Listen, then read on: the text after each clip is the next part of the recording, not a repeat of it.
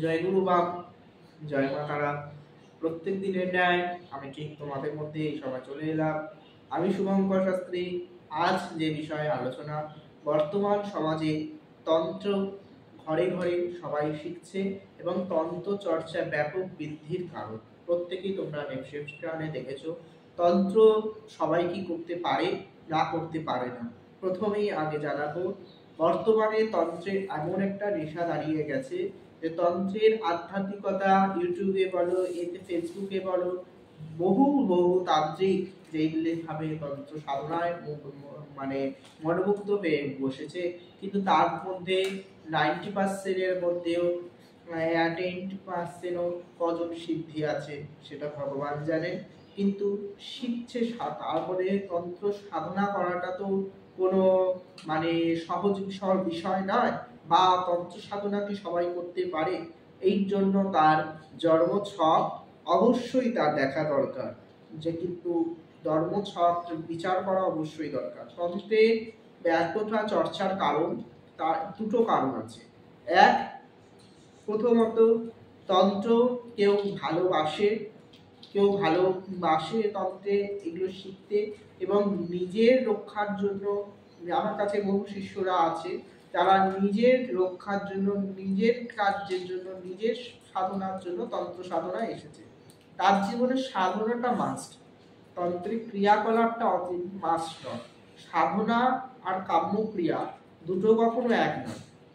তার জীবনে অনেকে আবার দেখা যায় শুধু বশীকরণ, বিচ্ছেদ, মারো, এর ক্ষতি করব, আর এর বশীকরণ করব, এইগুলো নিয়ে বিভিন্ন তার মধ্যে মাথার মধ্যে বনবন করি, এখান থেকে দুটো মন্ত্র নেব, ওখান থেকে দুটো মন্ত্র নেব, এইগুলো তাদের মধ্যে কিন্তু চলে। তন্ত্রে দুরকম, এই যে কারণ বললাম, কেউ আছে সাধারণ ভগবানকে ভালোবাসে, কেউ আছে তন্ত্রকে ভালোবেসে এই লাইনে এসেছে। আবার কেউ আছে পয়সা দেখে, কেউ আছে এর থেকে এত টাকা নিয়ে কাজ করব, কেউ আছে বাজারে কাজ বাজ পাচ্ছে না, কোনো কিছু করছে না, কি আছে তন্ত্র কি দুর্কলম শিখে নিয়ে নেমে গেল, তাহলে সেই নিয়ে এখানে তন্ত্রে এসে গেল। কিন্তু তন্ত্রে এসে গেলেই তো হলো না, তন্ত্রে এসে যাওয়ার মাধ্যম আসার পর তন্ত্রে সে কতটা কিছু জ্ঞান করতে পেরেছে, তন্ত্র করতে গিয়ে তার জীবনে কত কিটা ফিল করতে পেরেছে, সেইটা কিন্তু দর্শক জানে না।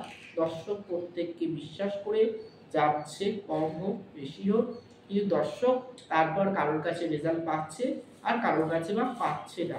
এর জন্য মার্কেটে বহু তান্ত্রিক যেই তুলনায় আছে, সেই তুলনায় কিন্তু তান্ত্রিকদের কাস্টমার সেইভাবে কটা আছে আমার ধারণা নেই। দর্শক এখানে মানে তান্ত্রিক যতটা বেশি, কিন্তু মানুষের জীবনে সমস্যা ততটা না আছে, তার থেকে না তান্ত্রিকের ভাগটা বেশি, মানে কার থেকে কাকে যাবে।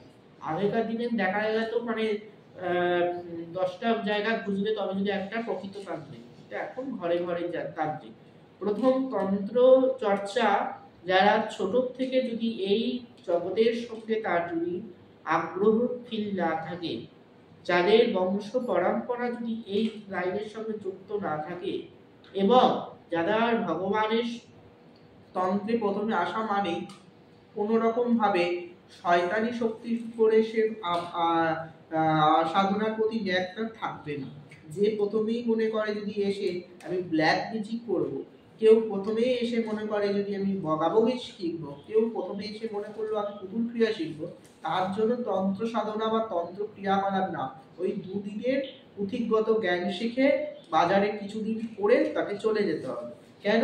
তন্ত্র সাধনায় আসা মানে আগে দেবীর পূজা পাঠ এবং দেবীর সাধনা, দেবীকে কিভাবে তার অর্প পুজো পাঠ করতে হবে, কিভাবে সাধনা করতে হবে, দেবীকে কিভাবে জানবো, কিভাবে গুরু ধরবো, এইগুলো আগে প্রথম তার জ্ঞান থাকতে হবে। তখনই যদি সে এইগুলো যদি তার মধ্যে মনের চিন্তা ভাবনা না আসে, সে তন্ত্র সাধনায় প্রতি আগ্রহ ফিল যতই হোক না কেন, তার মধ্যে আধ্যাত্মিক চেতনা যতই জাগ্রত হোক না কেন, সে তন্ত্রে এসেছে আমি পরিষ্কার কথা পয়সা গুড়ি বা লোককে ক্লায়েন্ট দেখার উদ্দেশ্যে। কিন্তু তুমি যখন ভগবানের তুমি কিভাবে মানে প্রথমেই তাকে আসতে হবে মাতৃ কৃপা পাওয়ার জন্য। একটা তান্ত্রিকের প্রকৃত লক্ষ্য প্রথম হচ্ছে কিভাবে ভগবানকে জানবো, মাকে কিভাবে সাধনা করবো, মাকে কি করলে পাবো।